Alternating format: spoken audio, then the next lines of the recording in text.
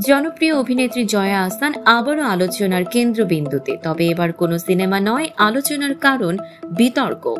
পশ্চিমবঙ্গের দুর্গাপুরে দুর্গাপূজা উপলক্ষে রাজ্য সরকার আয়োজিত এক উৎসবে অতিথি হিসেবে হাজির ছিলেন জয়া আহসান। উৎসবে মঞ্চে উঠে জয়া পরিবেশন করেন এক মনোমুগ্ধকর রবীন্দ্রসঙ্গীত। কিন্তু এই সাংস্কৃতিক মুহূর্তে রূপ নেয় রাজনৈতিক বিতর্কে।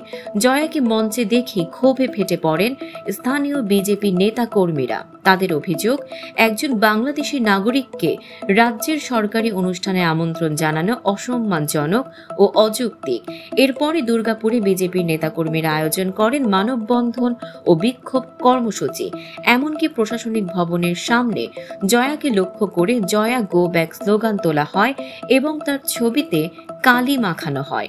বিজেপির জেলা সহ সভাপতি চন্দ্রশেখর বন্দ্যোপাধ্যায় বলেন, রাজ্যের শিল্পীদের বাদ দিয়ে একজন বাংলাদেশিকে মঞ্চে আনা মানে বাংলার সংস্কৃতির প্রতি অবমাননা।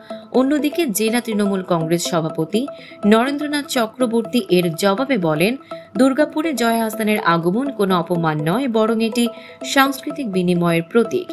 বিজেপি সবকিছুতেই রাজনীতি খুঁজে বেড়াচ্ছে।